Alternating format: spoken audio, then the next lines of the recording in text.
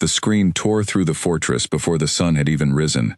Ren Hollis sat frozen in the back of a wooden cart, her wrists bound with rough rope, watching the massive iron gates of Ashgrave Keep grind open, like the jaws of some ancient creature waking from sleep. She had heard stories about this place her whole life, whispered by candlelight, warnings passed from mother to daughter.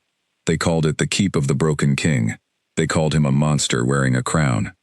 She had not believed the stories were true. Not until she saw the bones. They were arranged along the outer wall, bleached white and half buried in frost, remnants of warriors who had once tried to challenge the king and failed. Ren's stomach turned, but she forced herself to keep her chin high. Fear was a luxury she could not afford. Not anymore. Not since her village elders had chosen her name from a basket of slips of parchment and sealed her fate with a single nod. The famine had taken everything from her people.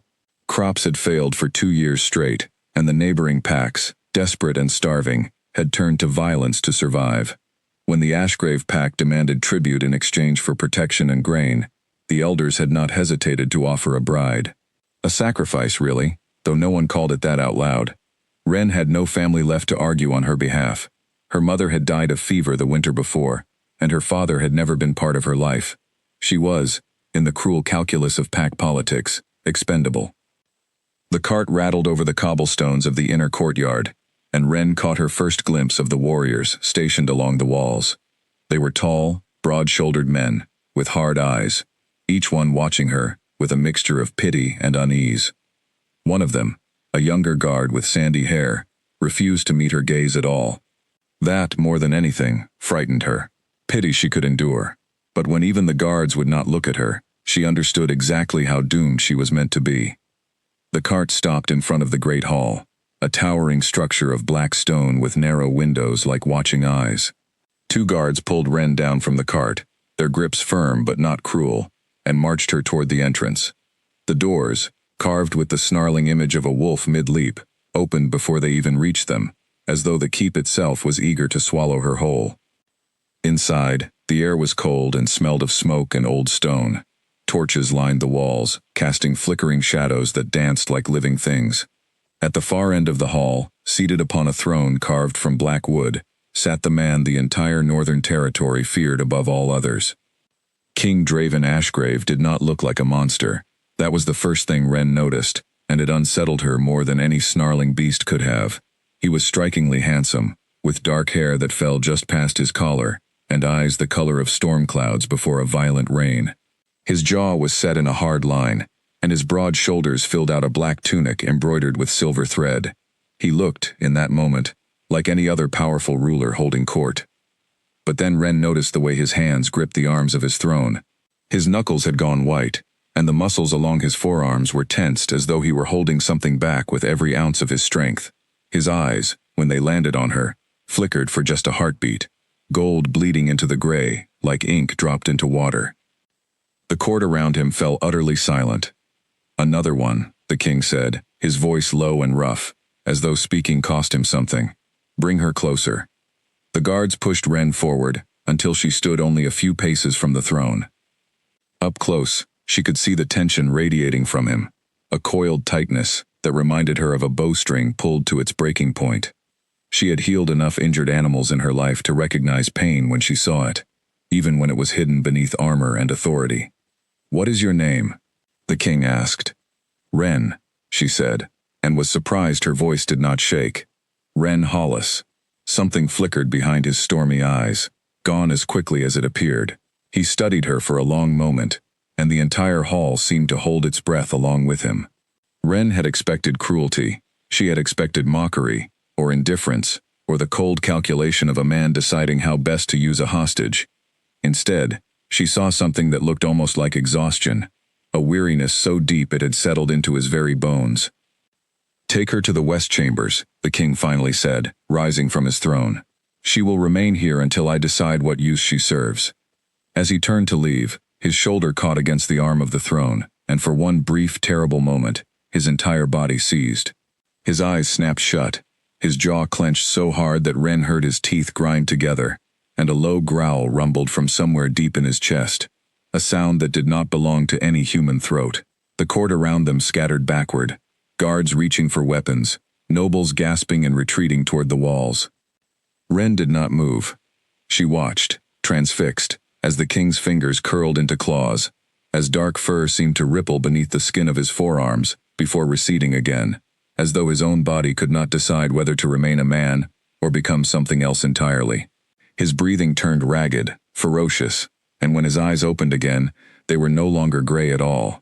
They were pure molten gold, feral and wild, fixed on nothing and everything at once. "Get back!" one of the guards shouted, drawing his sword. "Everyone, get back from the king!" But Ren felt something strange settle over her, a calm she could not explain. She had spent years tending to wounded creatures, who lashed out not from cruelty, but from terror. Animals who bit and clawed because they had learned that hands only ever brought them pain. She recognized that same desperate, cornered energy radiating from the king now, and instead of running, she took a single step forward.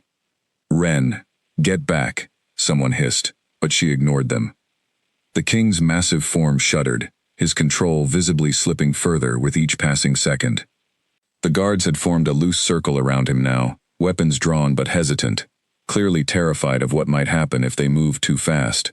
Ren understood, with sudden and startling clarity, that no one in this hall knew how to help him. They only knew how to contain him, the way one might contain a wildfire, hoping only to keep the damage from spreading. "Your Majesty," Ren said softly. The golden eyes snapped toward her, and a low, warning growl rolled through the hall. Every guard tensed. Someone whispered her name like a prayer, or a warning, or both. But Ren held perfectly still, the way she would with any frightened, wounded thing, and kept her voice gentle. "I'm not going to hurt you," she said. "I know that seems strange to say to a king. But I don't think anyone here has said it to you in a very long time." The growl faltered. For a moment, nothing happened. The king stood frozen, chest heaving, claws still extended, gold eyes locked on Ren's face as though trying to make sense of words that did not belong in this hall. Then, slowly, impossibly, his shoulders began to lower. The rigid tension in his frame did not vanish, but it eased, just slightly, the way a held breath finally releases. The head steward, an older man with silver hair and a face lined with years of worry, stepped forward cautiously. "Lady Ren, please, step away. You do not understand what he becomes when—" "I understand fear when I see it," Ren interrupted, not unkindly, her eyes never leaving the king's face. "That is what this is. Not violence. Fear." A ripple of disbelief moved through the gathered court. No one, it seemed, had ever spoken of the king's affliction in such terms. They called it a curse. They called it madness. They called it a monster wearing a crown, exactly as the stories said. No one had ever called it fear. The king's clawed hand trembled at his side. His breathing began to slow, each inhale less ragged than the last. Ren took another small step forward, close enough now that she could see the fine tremor running through his entire body, the same tremor she had seen in wounded wolves brought to her healing hut, animals who had been hurt so badly by careless hands that they no longer trusted any hand at all. "You don't have to fight it," she said quietly, so quietly that only he could hear. "Not here. Not with me." The gold in his eyes flickered, and for one impossible instant, Ren thought she saw something almost human flash across his face, something raw and desperate and achingly lonely. Then, with a shudder that ran through the entire hall like a wave, the king's claws receded, the fur beneath his skin settled, his shoulders dropped from their fighting stance, and his breathing, though still uneven, no longer sounded like the growl of a cornered beast. His eyes remained gold a moment longer, fixed entirely on her, before slowly bleeding back into gray. But the hall remained silent, stunned into a stillness so complete that Ren could hear her own heartbeat pounding in her ears. No one moved. No one spoke. The guards stood with their weapons half raised, uncertain whether the danger had truly passed. The steward's mouth hung open, his eyes wide with something between disbelief and dawning hope. The king blinked, as though waking from a dream, and looked down at his own hands, turning them over slowly, studying his fingers as though he did not quite trust that they were still human. Then he looked up at Ren, and the expression on his face was unlike anything the court had ever witnessed from him before. Confusion, vulnerability, and beneath it all, Something that looked almost like fear of a different kind entirely. The fear of a man who had just discovered that the walls he had built around himself were not as solid as he believed. "What did you do?" he asked, his voice hoarse. "Nothing," Ren said honestly. "I only spoke to you." The king stared at her for a long moment, searching her face, as though looking for the trick, the trap, the hidden blade she must surely be concealing. But Ren offered nothing but calm, steady honesty, the same quiet patience she had given to every frightened creature that had ever crossed her path. "No one speaks to it," he said finally, so low that Ren almost missed the words. "They speak to me, never to it." Before she could ask what he meant, the king straightened abruptly, visibly gathering the fractured pieces of his composure back into place, rebuilding the wall brick by brick in front of the entire watching court. "Take her to the west chambers," he said again, his voice hardening into the commanding tone Ren had first heard when she entered the hall. "As I said before." He turned and strode from the hall without another glance in her direction, his footsteps echoing off the stone walls, until a heavy door slammed shut somewhere in the distance. The moment he vanished from sight, the court erupted into frantic whispers, nobles turning to one another with wide eyes, guards lowering their weapons with visible relief, the steward pressing a trembling hand to his chest, as though he had aged a decade in the span of a few minutes. Ren felt a firm grip close around her arm. She turned to find the sandy-haired guard from the courtyard, staring at her, with an expression she could not quite read, somewhere between astonishment and warning.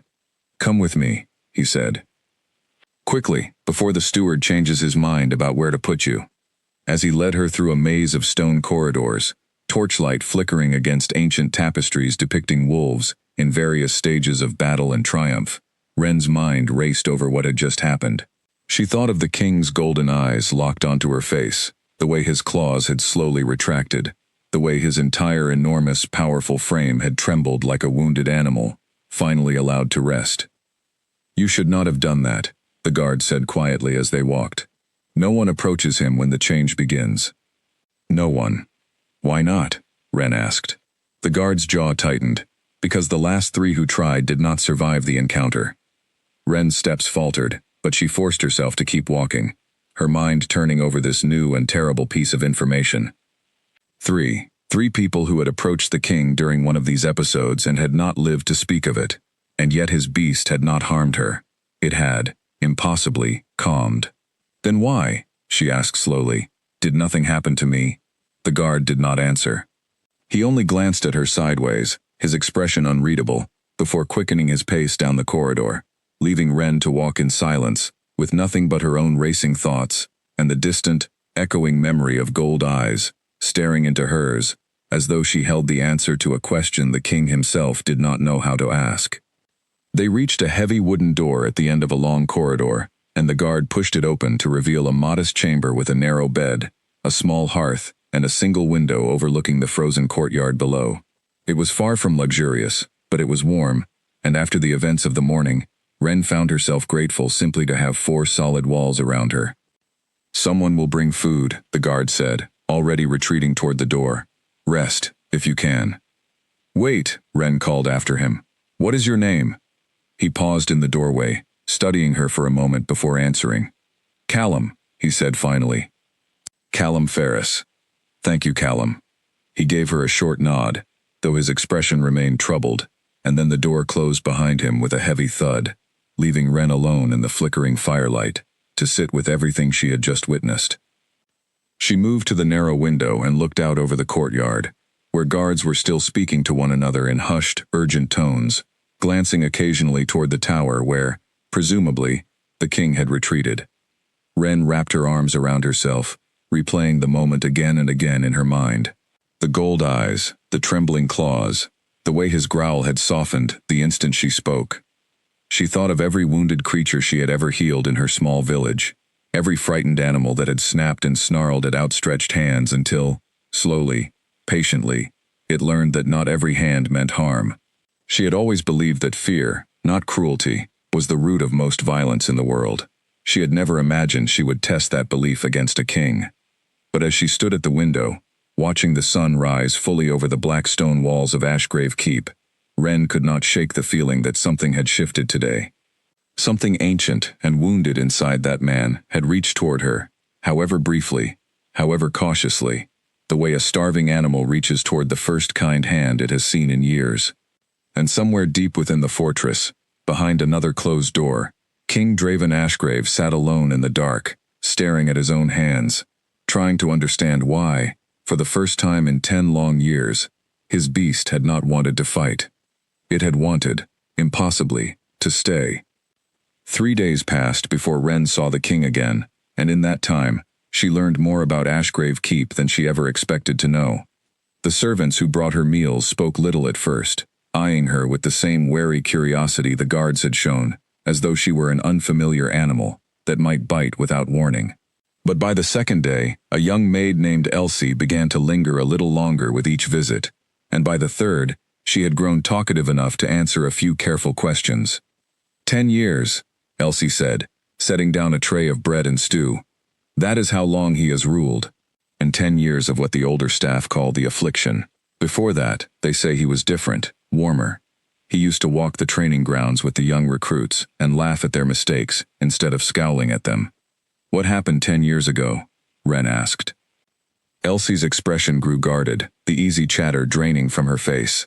That is not my story to tell, she said, glancing toward the door, as though afraid someone might be listening. Eat your stew before it goes cold, my lady. Ren did not push further, though the question lingered in her mind long after Elsie left. Whatever had happened a decade ago, it had clearly left scars deep enough that even the servants feared speaking of it. She thought again of the king's trembling hands, the way his claws had extended and retracted, as though his body could not decide who it belonged to. That kind of fracture did not happen without a wound behind it, and Ren had spent enough years tending wounded creatures to know that the deepest wounds were rarely visible on the surface. On the fourth morning, Callum arrived at her door earlier than usual, his expression tight with something that looked like reluctant urgency. The king wishes to see you, he said. Now. Ren's stomach tightened, but she rose without argument and followed him through the winding corridors of the keep, past tapestries and torches, and the occasional curious glance from passing servants. This time, instead of leading her to the great hall, Callum guided her toward a smaller, private chamber, tucked away in the eastern wing of the fortress. He does not usually receive anyone here, Callum murmured as they approached the heavy door. Be careful what you say. The door opened before Ren could respond, and she found herself standing at the threshold of a study, lined with books and maps, a fire crackling in the hearth, and the king seated behind a heavy wooden desk, his dark hair slightly disheveled, as though he had run his hands through it too many times in frustration. He looked up as she entered, and his stormy gray eyes studied her with an intensity that made her feel as though he were trying to solve a puzzle she did not know she was part of. Leave us, he said to Callum, who hesitated only a moment before bowing and retreating, closing the door softly behind him. Silence stretched between them. Ren remained standing near the door, uncertain whether she was meant to approach, while the king simply watched her, his jaw working as though he were chewing over words he had not yet decided to speak. Sit, he finally said, gesturing to the chair across from his desk. Ren obeyed, folding her hands in her lap, and waited. The king rose from his seat and moved to stand near the fire, his back to her, his broad shoulders tense beneath his dark tunic. I have spent 3 days trying to understand what happened in that hall, he said finally, his voice low. I have asked my healers. I have asked my advisors. None of them can explain it. My beast has not calmed for anyone in 10 years. Not my closest guards. Not my own kin. And yet a stranger, from a starving village, spoke a handful of words, and it simply... He trailed off, shaking his head slightly. Stopped. Maybe it did not need an explanation, Ren said carefully.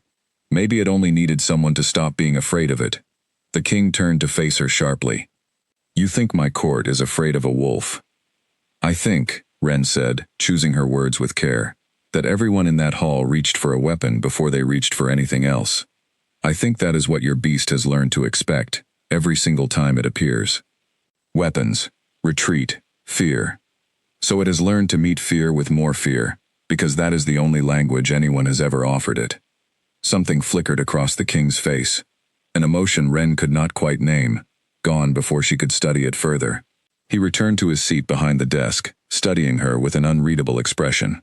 You speak of my beast as though it is separate from me, he said, as though it thinks and feels on its own. Doesn't it? Ren asked. The king's jaw tightened. For a long moment he said nothing, and Ren wondered if she had overstepped, if she had pushed too hard against a wound he was not ready to expose. But then, slowly, reluctantly, he spoke. There are moments, he admitted, when it feels as though it is. As though something inside me remembers things I do not, feels things I cannot access, reacts to threats I cannot see. My healers call it a fracture in the bond between wolf and man. They say it happened 10 years ago, though none of them will tell me precisely how, only that it was sudden and violent, and that I have not been whole since. Ren leaned forward slightly. What do you remember from that time? The king's gray eyes darkened, and for a moment, Ren thought he might refuse to answer at all. But something in her steady, patient gaze seemed to loosen something in him, the same way it had loosened the beast in the great hall days before. I remember pain, he said quietly. Pain unlike anything I had known before or since. And then nothing. For a long while. When I woke, 3 of my guards were dead, and everyone around me looked at me as though I had become something they no longer recognized. He paused, his hands curling into fists atop the desk. They tell me I did it. That my beast tore through them, without reason, without warning. I have no memory of it, only the aftermath. Ren's chest ached at the raw grief hidden beneath his measured words. She thought of every terrified, wounded animal she had ever cared for, creatures who lashed out from pain they could not explain, trapped in bodies that betrayed them again and again, until trust became a luxury they could no longer afford. Has anyone ever asked what happened to you? She said softly, rather than simply what you did. The king looked up at her, and for the first time since she had arrived at the keep, Ren saw something crack open behind his eyes, something raw and unguarded and desperately lonely. No, he said, no one has ever asked me that. They sat in silence for a long moment, the fire crackling softly between them, and Ren found herself studying the man before her with new understanding. He was not a monster wearing a crown, as the stories claimed. He was a wounded creature who had spent 10 years being told he was dangerous, until he had no choice but to believe it, until every part of him braced constantly for the next attack, the next betrayal, the next moment his own body might turn against everyone he cared for. I would like to try something, Ren said carefully. If you will allow it. The king's brow furrowed. What kind of something? When the change begins, Ren said, instead of fighting it, or letting your guards surround you with weapons, I would like to be present, to speak to it, the way I did in the hall, not to control it. Just to see if it responds the same way again. The king studied her for a long moment, his expression unreadable, and Ren wondered if he would dismiss the idea outright, if the pride of a king would refuse to admit he needed help from a healer's daughter, with no rank and no power. But instead, he simply nodded, slowly, as though the gesture cost him something significant. Very well, he said, but you should know, Ren Hollis, that my beast has broken stronger wills than yours, before it ever learned to trust a single soul. Then I suppose, Ren said, meeting his gaze steadily, we will simply have to find out whether I am the exception. A faint, almost imperceptible shift crossed the king's face, something that was not quite a smile, but was no longer entirely guarded either. For the first time since her arrival at Ashgrave Keep, Ren allowed herself to hope that she had not been sent here merely to die, but perhaps, impossibly, to help mend something that everyone else had long since given up trying to save. Outside the study window, the winter wind howled against the black stone walls of the fortress, carrying with it the distant, mournful cry of a wolf somewhere in the surrounding forest. The king's shoulders tensed at the sound, an old instinct flaring briefly to life, but this time, Ren noticed, his eyes did not turn gold. His breathing remained steady, and when he looked at her again, something in his expression had settled, just slightly, like a storm easing its grip on the horizon. Neither of them spoke of what that might mean, but both of them, in their own quiet way, understood that something had already begun to change. The opportunity to test Ren's idea came sooner than either of them expected, and far more violently than anyone had prepared for. It happened 5 days later, during a council meeting held in the Great Hall, to address a border dispute with a neighboring pack. Ren had been permitted to observe from a side chamber, a small concession the king had granted after their conversation in his study, though he had not explained his reasoning to anyone, least of all himself. She sat quietly behind a carved wooden screen, watching through the gaps as nobles and advisors argued over maps and territory lines, their voices rising with each passing minute. At the center of it all sat King Draven, his posture rigid, his jaw clenched as the arguments grew more heated.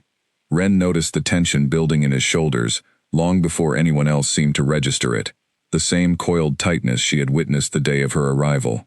She rose from her seat behind the screen, moving closer, her healer's instincts sharpening with every passing second. "Your Majesty," one of the advisors said, his voice sharp with frustration. "If we do not act now, the Northern Pack will claim the disputed territory before the season changes. We must strike first." "I will not send my warriors to die over a strip of frozen land," the king replied, his voice tight with strain. "Then you will watch our people starve instead," another advisor snapped, "the same way Ren Hollis's village starved before you accepted their tribute." The words landed like a struck match against dry kindling. Ren watched, heart in her throat, as the king's entire body went rigid, his hands gripping the arms of his throne so hard that the wood groaned beneath his fingers. His breathing turned ragged, and the familiar shimmer of gold began bleeding into his stormy gray eyes.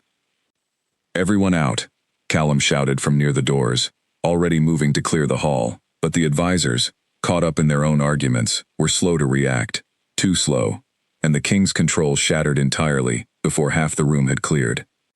A low, terrible growl tore from his throat, and his form seemed to swell with barely contained power, fur rippling beneath his skin, claws extending from fingers that gripped the throne with bruising force.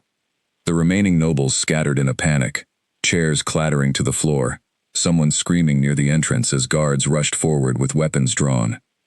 Ren did not hesitate. She pushed past the retreating crowd, ignoring Callum's shout of warning, and moved directly toward the throne where the king's beast had begun to rise fully to the surface, golden eyes wild and unseeing, fixed on the chaos surrounding him as though every fleeing body represented a fresh threat. "Everyone stop moving," Ren called out, her voice cutting through the panic. "Stop running, you are making it worse." Startled by her command, several guards froze in place, weapons still raised but no longer advancing. The king's beast turned toward the sudden stillness, its massive chest heaving, claws flexing at its sides, and for a moment, Ren feared she had misjudged the situation entirely, that this surge of instinct was too powerful, too far gone to reach. She stepped closer anyway. "Draven?" she said, using his name for the first time, softly, deliberately. "Look at me."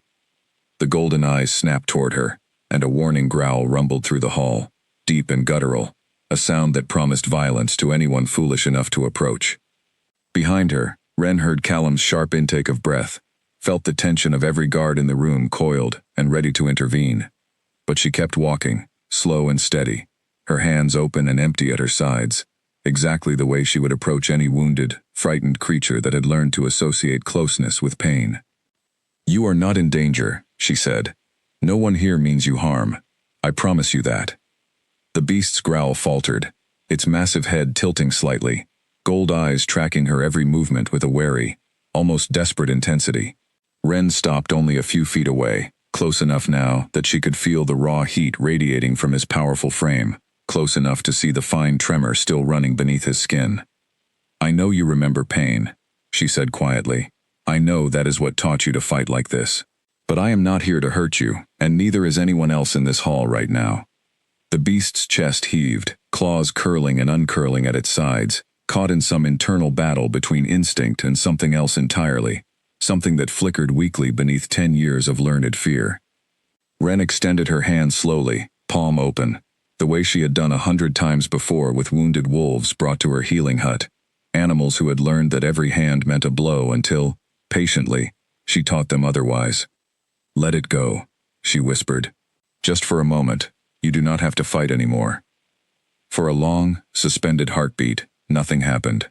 The entire hall held its breath, guards frozen mid-stance, nobles pressed against the far walls, Callum's hand hovering near his sword hilt, though he did not dare draw it. Then, slowly, impossibly, the king's massive form began to shudder, Not with rage this time, but with something that looked almost like release. His head lowered, gold eyes never leaving Ren's face, and he pressed his forehead gently against her outstretched palm. A collective gasp swept through the hall. Ren felt the tremor beneath her hand slowly, gradually settle, the raw, coiled power easing into something calmer, something almost gentle. And then, unmistakably, impossibly, she felt it. A single small movement at the base of his spine, a motion so foreign to this powerful, feared creature that several guards actually lowered their weapons in stunned disbelief. His tail moved, just once, a small, hesitant wag, gone almost as quickly as it appeared, but undeniable to everyone who witnessed it. The hall fell utterly, completely silent. Slowly, the golden light in his eyes began to recede, the fur beneath his skin smoothing back into place, until King Draven Ashgrave stood before them once more, breathing hard, his forehead still resting against Ren's palm, his powerful frame trembling with the aftershock of whatever had just passed between them. When he finally lifted his head and opened his eyes, the gray had returned, though something in his expression had shifted, something raw and exposed and utterly unguarded. "What?" he said hoarsely, staring at her, as though seeing her for the first time. "Did you just do?" "Nothing," Ren said again, exactly as she had the first time. "I only asked it to trust me." The king said nothing, but his eyes remained fixed on her face, searching for something Ren could not quite name, some answer to a question he did not yet know how to ask aloud. Around them, the hall remained frozen in stunned silence, guards and nobles alike staring at the impossible scene before them, the terrifying, uncontrollable beast of Ashgrave Keep, standing docile and calm before a healer's daughter with nothing but empty hands and steady words. Callum finally broke the silence, stepping forward cautiously. "Your Majesty," he said, "are you well?" The king straightened slowly, visibly gathering his composure, though his eyes lingered on Ren a moment longer before he turned to address the hall. "Clear the chamber," he said, his voice rough but steady. "The council session is finished for today." As the nobles and advisors filed out, whispering urgently to one another, casting wide-eyed glances back toward the throne, Ren remained standing where she was, her heart still pounding from the encounter. The king watched the last of them disappear through the heavy doors before turning back to face her, and for a long moment neither of them spoke. 10 years, he finally said, his voice barely above a whisper. 10 years, and it has never once done that. Not for anyone. Maybe, Ren said gently. It was simply waiting for someone to ask, instead of demand. The king studied her for a long moment, something unreadable flickering across his handsome, exhausted face. Then, slowly, he extended his hand toward her, an unfamiliar gesture from a man who had spent a decade keeping the entire world at arm's length. "Walk with me," he said. "There is much I think we need to discuss." Ren hesitated only a moment before placing her hand in his, and together they left the great hall, leaving behind a stunned court that would spend the rest of the day, and many days after, whispering about the impossible sight they had just witnessed, the untouchable, unbondable beast of Ashgrave Keep, calmed at last, and for the first time in living memory, wagging its tail. Word of what happened in the great hall spread through Ashgrave Keep faster than fire through dry grass. By evening, every servant, guard, and noble within the fortress walls had heard some version of the story, each retelling growing more dramatic than the last, until the tale bore only a passing resemblance to what Ren had actually witnessed. Some claimed she had spoken ancient words of power. Others whispered that she carried hidden magic passed down through generations of her family. A few, more cynical, suggested she had somehow drugged the king's wine before the council meeting began. Ren heard none of this directly, but she noticed the shift in how people looked at her as she walked the corridors the following morning. Where once she had received wary, pitying glances, now she found herself the subject of open curiosity, servants pausing mid-task to watch her pass, guards straightening slightly as she approached, as though uncertain how much respect to afford someone who had apparently tamed the untamable. The king, however, refused to accept any explanation involving magic or trickery. "I do not believe in enchantments," he told Ren over breakfast the next morning, having invited her to join him in a smaller dining chamber, away from the prying eyes of the court. I believe in patterns, and I intend to understand this one, whatever it costs. What followed over the next several days was, in Ren's estimation, something between an investigation and an interrogation, though never once did the king treat her with anything resembling cruelty. Instead, he approached the mystery of his own beast's sudden calm with the same rigorous, methodical mind he applied to matters of war and governance, testing theories, discarding them, and testing new ones in their place. He summoned her to observe him during moments of controlled stress, situations designed to provoke the beginning stages of the change, without allowing it to fully take hold. He had his healers monitor his pulse, his breathing, the subtle shifts in his eyes as gold crept slowly into gray. Ren stood nearby during each test, sometimes speaking softly, sometimes remaining silent, watching carefully to understand what, precisely, made the difference between calm and chaos. "It is not merely your presence," the king observed after the fourth such test, seated heavily in a chair, while his healers recorded notes nearby. "During the second trial, you remained in the room, yet the change still began to escalate before you spoke. It seems to require your voice, specifically. Your words. Or perhaps," Ren offered carefully, "it requires feeling as though someone is truly present with it, rather than simply standing nearby, waiting to see what happens." The king's gray eyes flickered toward her, something thoughtful and slightly wary in his expression. "You believe I do not feel present in my own body." "I believe," Ren said, choosing her words with the same care she had used since her arrival, "that a person who has spent 10 years being told he is dangerous learns to separate himself from the part of him everyone fears. It becomes easier to think of it as something other, something separate, than to accept it as truly part of who you are." The king fell silent for a long moment, his jaw working, his fingers tapping restlessly against the arm of his chair. "You speak as though you understand this from experience," he said finally, "and not merely observation." Ren hesitated. She had not intended to share her own history so soon, had not planned to reveal the wounds beneath her own careful composure, but something in the king's searching gaze made honesty feel less like a risk and more like a necessary offering, a fair exchange for everything he had already shared with her. "My mother," she said slowly, "suffered from spells of the mind in her final years, moments where she did not recognize me, where fear made her lash out at the very people trying to help her. Everyone in my village learned to avoid her during those episodes. Everyone except me. I learned, instead, to stay. To speak gently, to remind her, again and again, that she was safe, even when her own mind told her otherwise." The king's expression softened, something raw and understanding passing between them in the quiet dining chamber. "I am sorry," he said. "That sounds like a heavy burden for a child to carry." "It taught me something important," Ren replied. "That fear responds to patience far more readily than it responds to force. My village elders wanted to send my mother away, to lock her in a distant cottage where she could not hurt anyone. I refused to let them, even when it meant sacrificing much of my own childhood to care for her instead." The king studied her for a long moment, and Ren saw something shift in his expression, a kind of recognition, as though he understood, perhaps for the first time, that her calm in the face of his beast was not simple bravery or coincidence, but something hard-won, forged through years of learning how to sit with fear, without letting it control her. "Your mother was fortunate to have you," he said quietly. "And your court," Ren replied, "has spent 10 years failing to offer you the same patience I offered her. That is not your failing, Your Majesty. It is theirs." Something flickered across the king's face, quick and fierce, gone before Ren could name it fully. He rose from his chair abruptly, moving toward the window that overlooked the frozen training grounds below, his back to her once more, though his shoulders no longer carried quite the same rigid tension she had first witnessed in the great hall. "They call me the Broken King," he said, his voice low. "Did you know that? Not to my face, of course, but I hear the whispers. I have heard them for 10 years. Words are only as powerful as the truth behind them," Ren said, "and I do not think you are broken, Your Majesty. I think you have simply been alone with something too heavy to carry by yourself."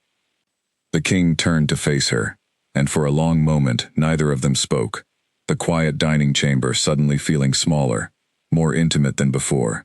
Something had shifted between them over the course of these strange, careful days, something neither of them had expected when Ren first arrived bound and terrified in the back of a tribute cart.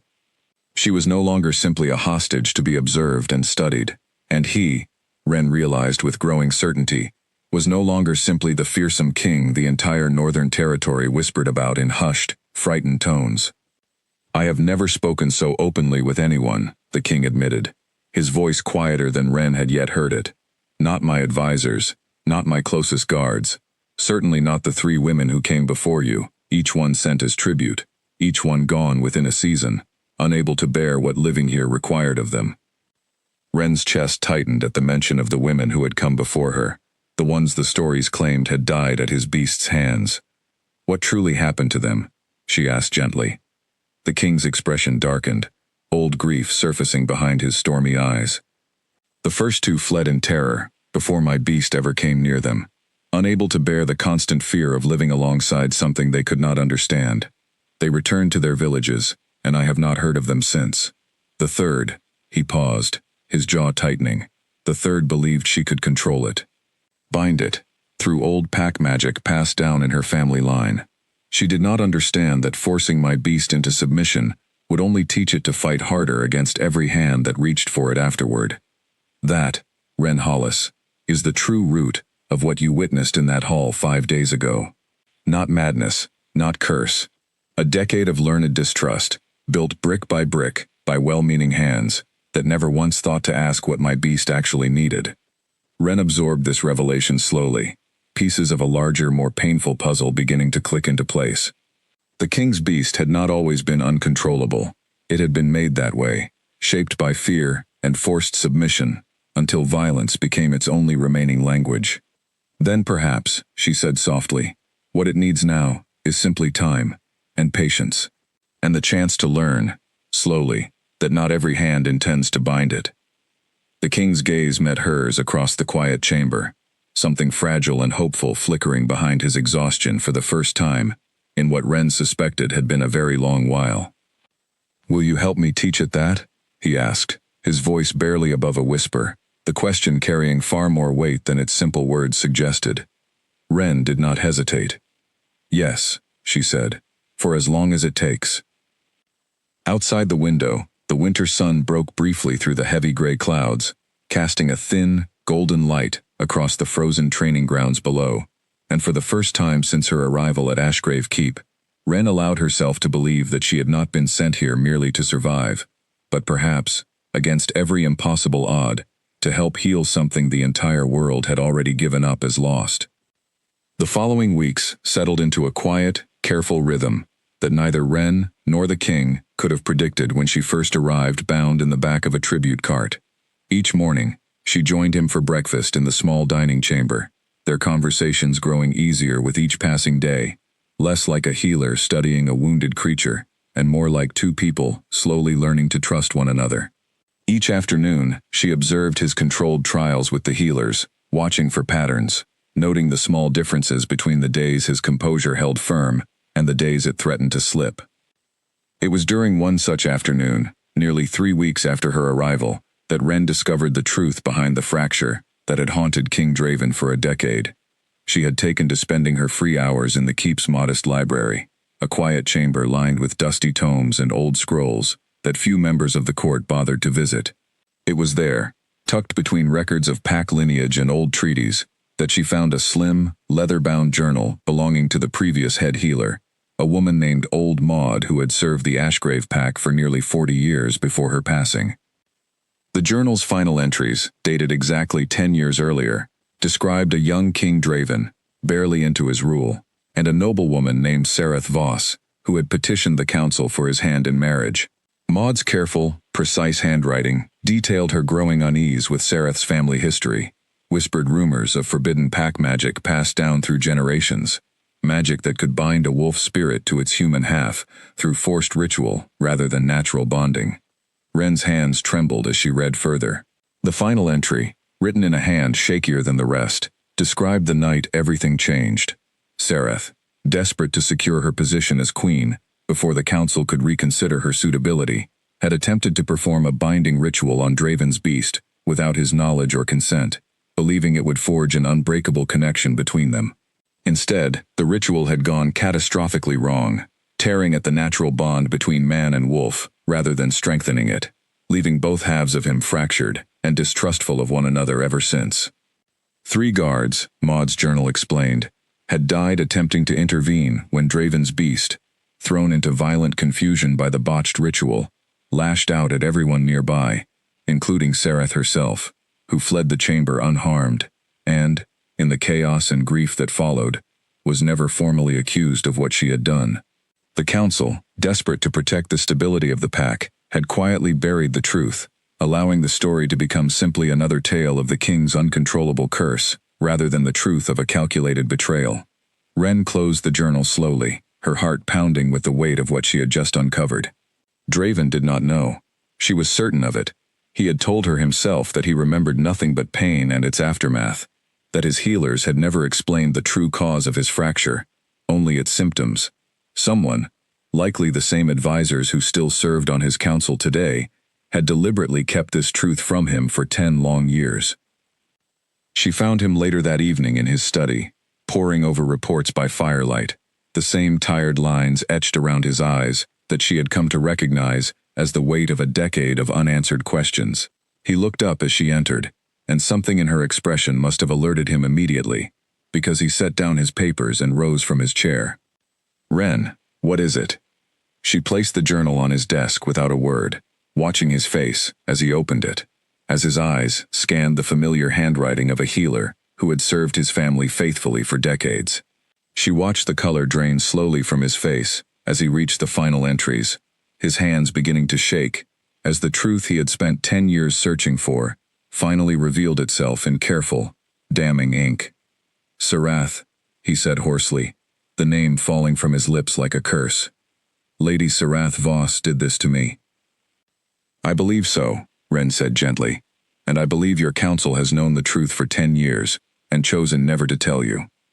The king's grip on the journal tightened until his knuckles turned white, and for a moment, Ren feared the news might trigger the very change they had worked so carefully to understand and calm. But instead of fury, what crossed his face was something closer to grief, a profound, aching sorrow for the decade he had spent believing himself cursed, believing his own body had betrayed innocent lives without reason, when in truth, he had been the victim of a calculated act of cruelty, disguised as ambition. 10 years, he said quietly, sinking back into his chair. 10 years, believing I was the danger, believing 3 lives were lost because of some inherent flaw within me, and it was her. It was her from the very beginning. Ren moved to kneel beside his chair, placing a gentle hand on his arm, the same steady touch she had used to calm his beast in the great hall weeks before. "You were not the danger, Draven. You were the target." He looked at her then, his stormy gray eyes glistening with emotion he had clearly spent a decade refusing to allow himself, and for a long, quiet moment, neither of them spoke. The fire crackled softly in the hearth, casting warm light across the study, and Ren felt the full weight of everything that had led them to this precise moment: a stolen journal, a healer's daughter, and a king who had finally, after 10 agonizing years, learned the truth of his own wound.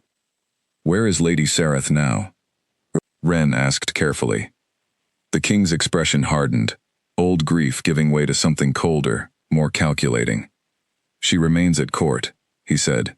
"A trusted advisor to my council, respected among the nobles, forever positioning herself as the wisest counsel available to a king she herself broke. I have shared meals with her.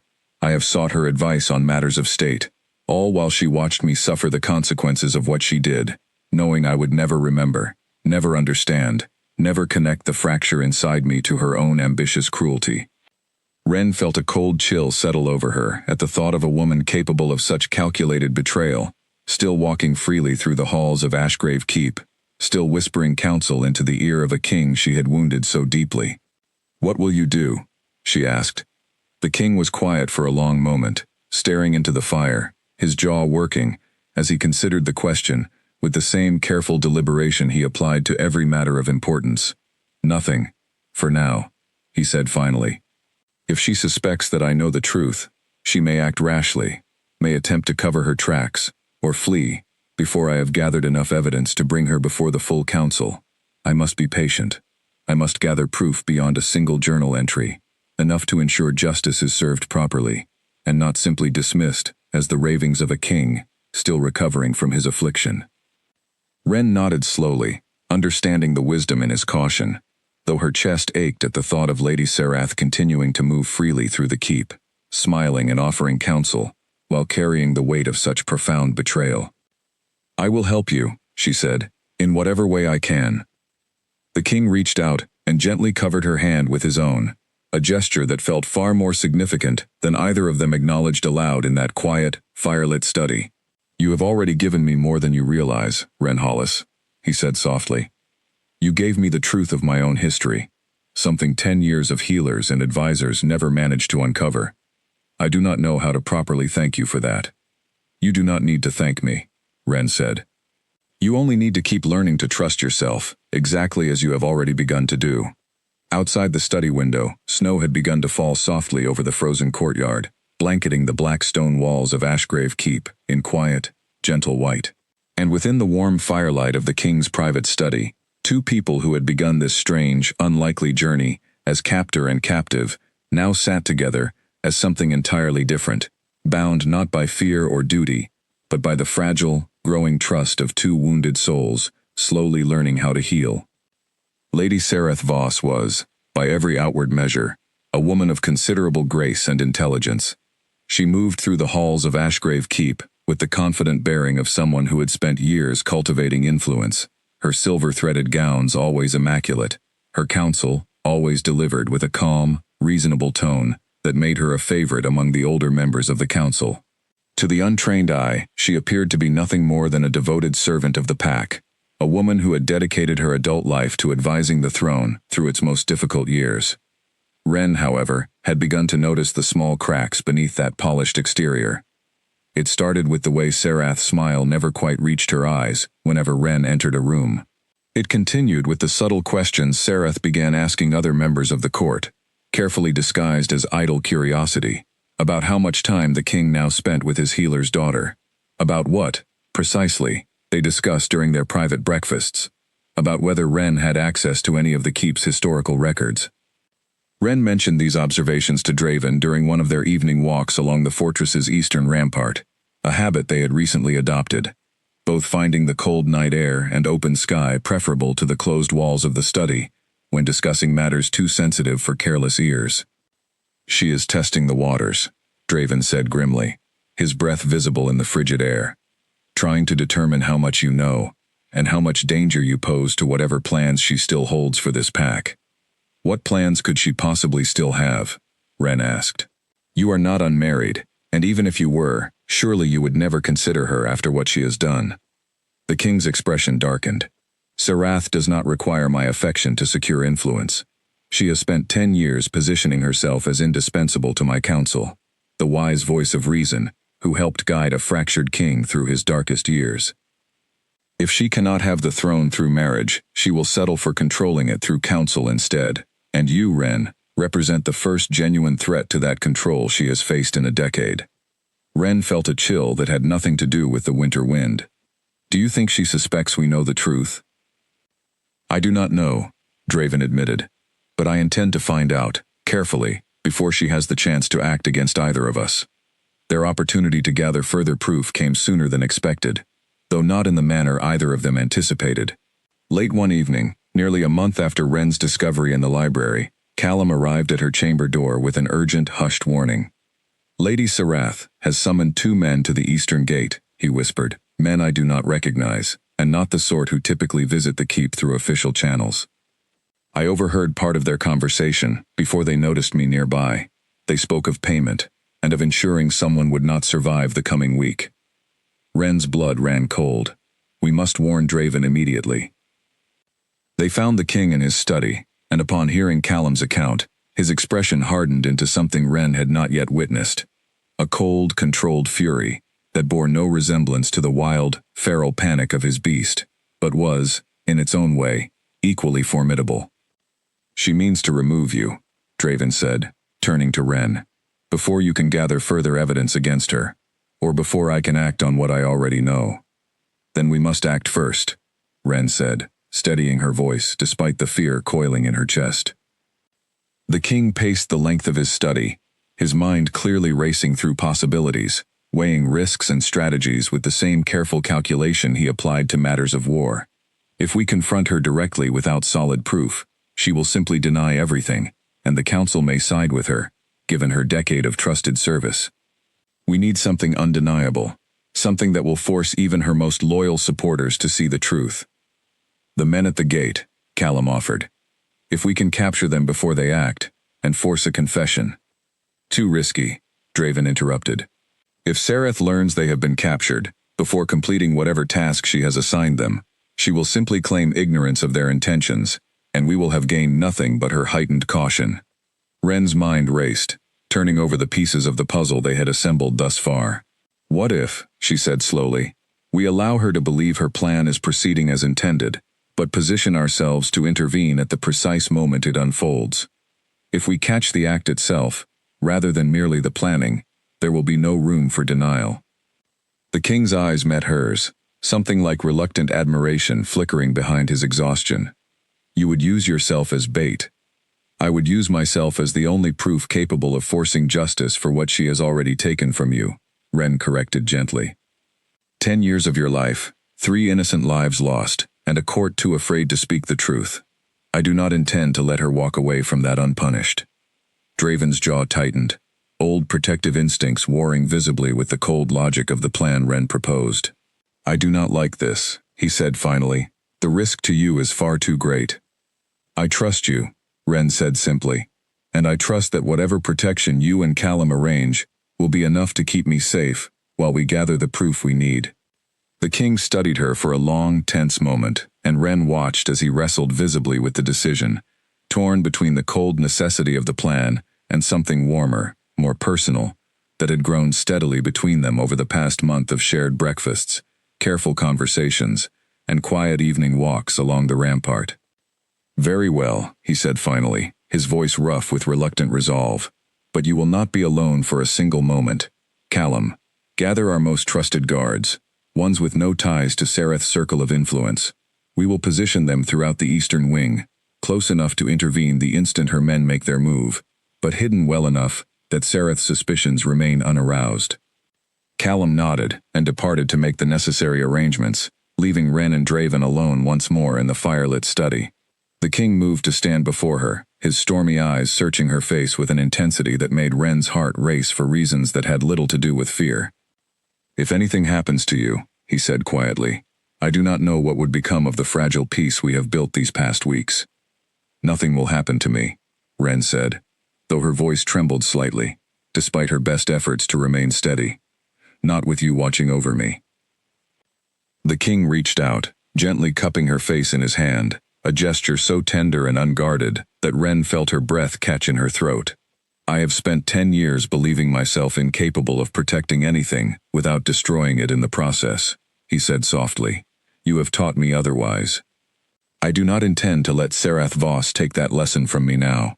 Ren leaned into his touch, drawing strength from the quiet certainty in his voice, and for a moment, the looming danger of the coming days felt distant, overshadowed by the fragile, growing warmth blooming steadily between them. Outside the study window, the winter moon hung high and pale over the frozen courtyard, casting silver light across the black stone walls of a fortress that had once seemed to Ren like nothing more than a tomb waiting to claim her, and now, impossibly, felt like something closer to home. The days that followed passed in a tense, careful rhythm, each hour stretched thin with the weight of waiting.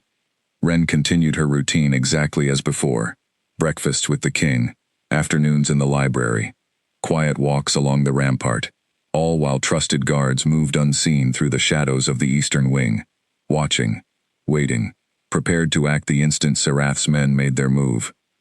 Callum reported nightly to Draven's study, relaying whatever fragments of information his careful surveillance had gathered, though Sareth herself gave no outward sign that she suspected anything amiss.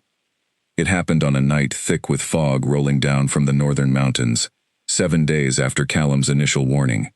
Ren had retired to her chamber earlier than usual, feigning fatigue after a long afternoon in the library, though sleep proved impossible with her nerves stretched taut, listening for every creak of the old fortress settling around her. The window latch gave way just past midnight. Ren's eyes snapped open at the soft, deliberate sound, her heart hammering, as she recognized it immediately for what it was. Not the wind, not the settling of old stone, but the careful, practiced work of someone attempting to enter her chamber unseen. She remained still beneath her blankets, exactly as she and Draven had rehearsed, forcing her breathing to remain slow and even despite the terror coiling through her chest. A shadow slipped through the window, followed swiftly by a second, both moving with the silent precision of men well practiced in violence. Ren's hand found the small bell hidden beneath her pillow, the signal Callum had arranged, and she pressed it firmly the instant the first man's boots touched the floor. The chamber erupted into chaos. Guards burst through the door before the intruders could react, swords drawn, and Ren scrambled from her bed exactly as planned, putting distance between herself and the confrontation, unfolding rapidly across the small room. One of the intruders lunged toward her regardless, a wicked-looking blade catching the pale moonlight streaming through the broken window, and for one terrifying instant, Ren feared their careful plan had failed to account for a man desperate enough to complete his task, despite the odds now stacked against him. Then the world seemed to explode into motion. A massive, powerful form crashed through the chamber door, moving with a speed and ferocity that sent the remaining guards scrambling to clear a path. King Draven, his control shattered not by fear this time, but by pure, protective fury, placed himself directly between Ren and the advancing blade, his beast fully surfaced, claws extended, golden eyes blazing with an intensity that made even the hardened assassin freeze mid-strike. The blade found his shoulder instead of Ren's chest. Ren screamed, as Draven's massive form staggered under the impact, dark blood blooming rapidly across his tunic. But even wounded, even bleeding, he did not retreat. A furious roar tore from his throat, and in the space of a single heartbeat, he had the assassin pinned beneath his powerful frame, claws poised at the man's throat, every instinct screaming for retribution against the threat that had dared come so close to the woman he had, somewhere in the past month, come to care for beyond anything he had believed himself capable of feeling again. "Draven, stop," Ren cried out, pushing past the guards who tried to hold her back. "We need him alive. We need his confession." For a long, terrible moment, Ren feared her voice would not reach him, that the primal fury of protecting what he cared for had overwhelmed the careful trust they had built together over the past weeks. But then, slowly, the golden eyes flickered toward her, recognition breaking through the haze of instinct, and with visible, trembling effort, Draven withdrew his claws from the assassin's throat, though his powerful frame remained coiled and ready, a living wall between Ren and any further danger. The guards moved quickly to secure the captured assassin, while the second intruder, seeing his companion overwhelmed, attempted a desperate escape through the broken window, only to be caught by guards stationed exactly where Callum had positioned them for precisely this possibility. As the chaos settled and the guards led both captured men away, Ren finally allowed herself to move toward Draven, her hands trembling as she assessed the deep wound across his shoulder, blood still flowing freely despite his beast's already impressive resilience. "You should not have done that," she said, her voice breaking with a mixture of fear and overwhelming relief. "You could have been killed." "I would rather bleed 100 times over," Draven said, his voice rough, his massive form beginning to shift back toward its human shape as adrenaline slowly ebbed from his powerful frame. "Then watch that blade find you instead." Ren pressed trembling hands against his wound, calling for the healers even as tears blurred her vision, the weight of how close they had come to catastrophe, finally crashing over her now that the immediate danger had passed. Draven, even wounded, even weakened by blood loss, reached up to gently brush a tear from her cheek, his stormy gray eyes, now fully returned from gold, filled with a tenderness that stole the breath from her lungs. "I am here," he murmured. "You are safe. That is all that matters." The keep's head healer arrived moments later, quickly taking over Draven's care, guiding him toward his chambers, with Ren following close behind, refusing to leave his side, despite protests that she should rest after the terror of the night's events. As healers worked to clean and bind his wound, Callum arrived with news that would set the final pieces of their careful plan into motion. "The first assassin has confessed," he reported grimly. He named Lady Serath directly, admitted she paid handsomely to ensure Lady Ren did not survive the week, fearing what proof she might have uncovered against her. "We have his sworn statement, witnessed by 3 guards and the captain of the watch," Draven's jaw tightened, pain and fury warring visibly across his handsome, exhausted face. "Then it is done," he said. "Bring the full council together at first light. It is time Lady Sareth Voss answered for everything she has taken from this pack." Ren remained beside him through the rest of that long, harrowing night, watching over him as the healers finished their work and finally withdrew, leaving the two of them alone in the quiet aftermath of chaos, narrowly survived. Draven reached for her hand across the space between them, his grip weaker than usual from blood loss, but no less certain in its intent. "Thank you," he said softly, "for trusting me enough to see this through, even knowing the danger it carried." "Thank you," Ren replied, "for proving, without hesitation, exactly how far your heart is willing to go to protect what it has chosen to care for." Outside the chamber window, the fog had finally begun to lift, revealing the first pale hints of dawn breaking over the horizon, and within the quiet warmth of the king's chamber, two souls who had faced down betrayal and violence together settled into the fragile, hopeful silence of two hearts, no longer willing to face the world alone. Draven's recovery took the better part of a week, during which Ren rarely left his side, tending to his wound with the same careful, patient hands she had once used to heal frightened animals in her small village. The keep's healers marveled at how quickly his powerful frame mended, though Ren suspected the speed of his healing had as much to do with the steady presence beside his bed as it did with any natural resilience of his bloodline. It was during those long, quiet days of recovery that Draven finally spoke aloud the truths he had carried silently for a decade, truths he admitted he had never shared with another living soul. "I stopped believing anyone could look at me without fear the day those 3 guards died," he told her one afternoon, propped against a mountain of pillows, while pale winter sunlight streamed through his chamber window. "Every advisor who counseled me afterward did so with careful, measured caution, as though I were a blade that might turn on them without warning. Even my own kin kept a certain distance, a wariness they never quite managed to hide, no matter how gently they tried to mask it." "That must have been a lonely way to live," Ren said softly, seated in a chair pulled close to his bedside. "It was," Draven admitted. "I convinced myself that loneliness was simply the price of what I had become. That love, real love, required a kind of trust I was no longer capable of earning from anyone, not after what my beast had done, even if I did not understand then that it had been provoked by cruelty, rather than born of my own nature." Ren reached for his hand, lacing her fingers through his, the gesture no longer carrying the careful hesitance it once had between them. "You do not have to convince yourself of that any longer," she said. "Not with me." Draven's gray eyes softened, and he lifted her hand to press a gentle kiss against her knuckles, a gesture so tender that Ren felt her heart swell with an emotion she had spent weeks trying not to name too soon, for fear of frightening away something still fragile and new. "I do not know how to properly express what these past weeks have meant to me," he admitted. "You arrived at this, keep expecting death, and instead, you gave me back a piece of myself I had long since given up as lost. You gave me something in return," Ren said. "A reason to believe that even the deepest wounds can heal, given enough patience and enough courage to face them honestly." They sat together in comfortable silence for a long moment, the fire crackling softly in the hearth, until Callum arrived with news that pulled them both firmly back into the pressing matters, still awaiting resolution, beyond the quiet sanctuary of the king's chambers.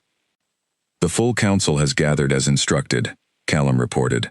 "Lady Sareth has been summoned, though she remains unaware of the precise nature of the meeting. The captured assassin's confession has been formally recorded and witnessed. Everything is in place, Your Majesty, whenever you feel well enough to proceed." Draven's jaw tightened with old, resolute determination, and despite Ren's gentle protests that he should rest a few days longer, he insisted on rising, dressing in his formal council attire, and making his way to the Great Hall, to finally confront the woman who had stolen 10 years of his life through calculated, deliberate cruelty. The Great Hall was fuller than Ren had ever seen it. Every noble and advisor of significance gathered beneath the towering stone arches, their murmured conversations falling into uneasy silence as King Draven entered, his shoulders still bandaged beneath his formal tunic, Ren walking steadily at his side. Lady Sareth stood near the front of the assembly, her expression carefully composed, though Ren noticed the faint flicker of unease crossing her features as her eyes landed on the healer's daughter she had so recently attempted to have eliminated.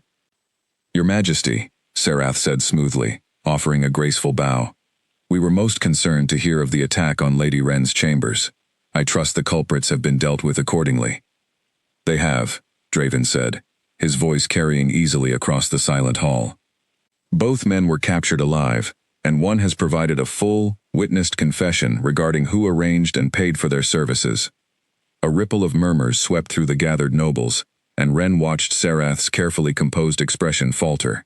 Just slightly. A crack in the polished mask she had worn faithfully for 10 long years. How troubling, Sarath said, though her voice had lost some of its earlier smoothness. Do we know who is responsible for such treachery? We do, Draven said, and his gray eyes, fixed unwaveringly on Sarath's face, held none of the warmth Wren had come to know so intimately over the past weeks.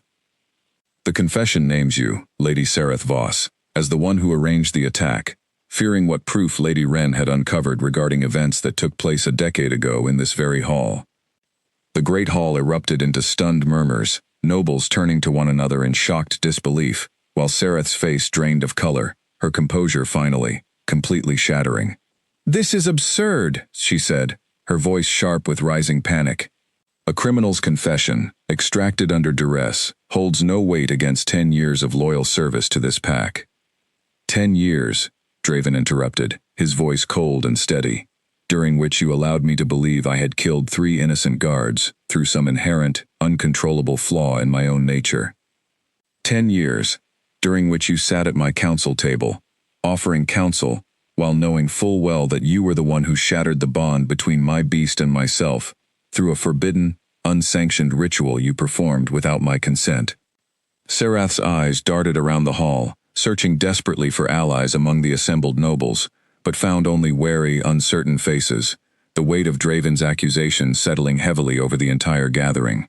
You cannot possibly prove such a claim, she said, though her voice trembled now, all pretense of confidence crumbling away. Wren stepped forward then, producing the leather-bound journal she had discovered in the keep's library weeks earlier, its pages carefully preserved despite the passage of a decade. Old Maud recorded everything, she said clearly, her voice carrying across the silent hall.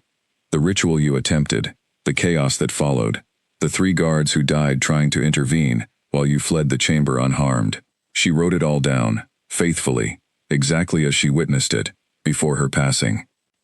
A collective gasp swept through the assembly, as Wren held the journal aloft for the council to see, and Sarath's carefully maintained mask finally shattered completely, desperation and fury twisting her once composed features into something far uglier than the polished grace she had cultivated for 10 long years. I did what was necessary, she spat, all pretense abandoned now. The pack needed strength, needed a king fully bonded to his beast, and I was prepared to give him that, whatever the cost. It was not my fault the ritual went astray. It was not your right, Draven said, his voice low and dangerously controlled, to force any binding upon me, without my knowledge or consent. And it was certainly not your right to let me carry the weight of your failure for 10 years, while you continued to whisper counsel into my ear, knowing full well the truth you had buried. The council chamber fell into heavy, damning silence, as the full weight of Sarath's betrayal settled over the assembled nobles, 10 years of whispered fear and misunderstanding finally, completely unraveling before them all.